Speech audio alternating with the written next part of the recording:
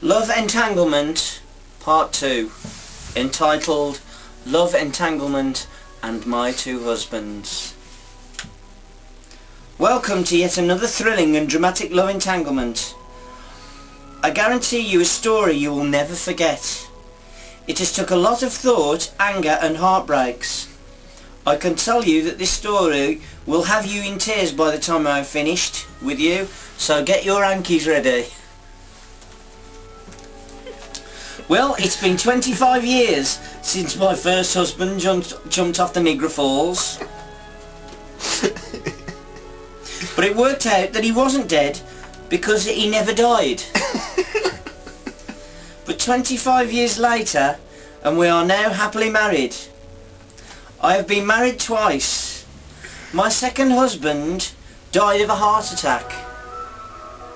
But he died in his sleep. Where was I last? Oh yeah, we were on our honeymoon, but we were in New Orleans. A week later. After we got back from a honeymoon, we back to a deserted house. A week later. After we got back from a honeymoon, we got back to a deserted to a deserted house. I was astonished to see what had happened. We'd been burgled. All our belongings had been pinched. But what the matter, I'm not bothered.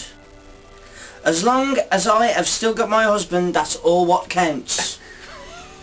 I went round the house to tidy up and I burst into tears. My husband, who is Anthony, came running upstairs to see what the problem was. When I told him, he said, "Fucking bastards! Wait till I get my hands on them, whoever did this." I forgot to tell you what the matter was. Someone had sprayed "You unselfish bitch"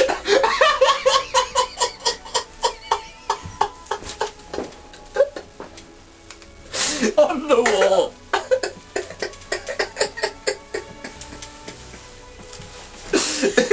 The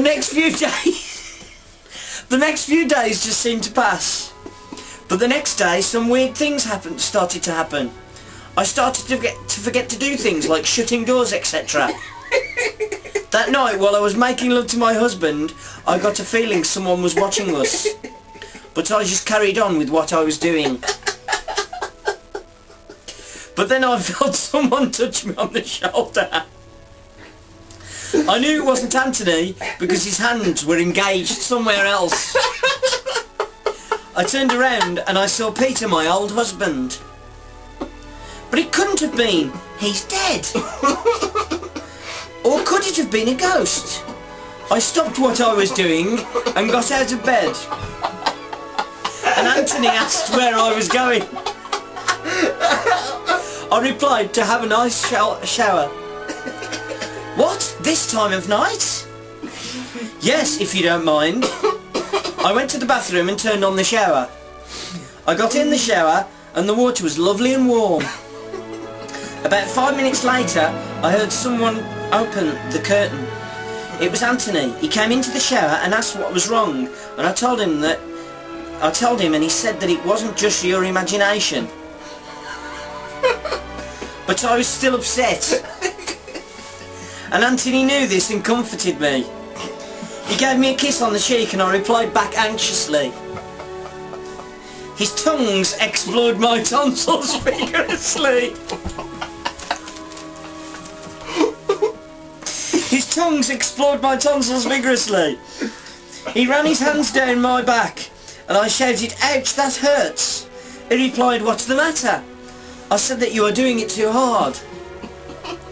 His hands got further down my back as they finally reached my sensitive parts. The water was gushing everywhere. We kissed for ages, more than we have kissed before. After we had finished having a shower together, we went back to bed and fell asleep fast after an exhausting night. The next morning Anthony said, "Do you feel alright now?"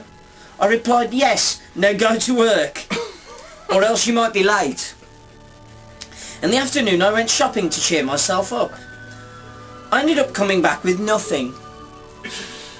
because there wasn't anything that tickled my fancy.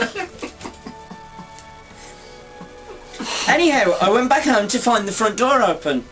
I thought to myself, I swear I shut that door. I went into the house, then I heard a noise.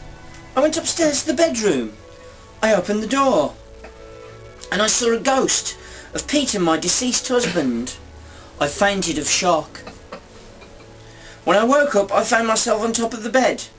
My vision slowly came around. I saw someone standing over me. It was my husband. He'd come home from work. I asked him what the time was. He replied 6 p.m. I said, "You what? I've been out for 4 hours." After I woke up, Anthony asked why I'd fainted. I told him, and he replied that I should go and see a psychiatrist. I said, "What for? I know what a ghost looks like when I see one." I know what a ghost looks like when I see one, you know. Anthony said, "You've been under too much stress lately." I said to him, "You think I'm turning stupid, don't you? But if it will make you happy, I'll go and see one." Okay. The following day I went to see a psychiatrist, but he said there wasn't anything physically wrong with me, except that I've probably been working too hard. After I'd seen the psychiatrist, I decided to take a walk and get a bit of fresh air. While I was walking, I thought back to the days when I was married to John, but then something strange happened. I heard someone calling my name. I turned round and there was no one there. Then there it was again. This time I saw who was doing it. It was John. He had come back as a ghost.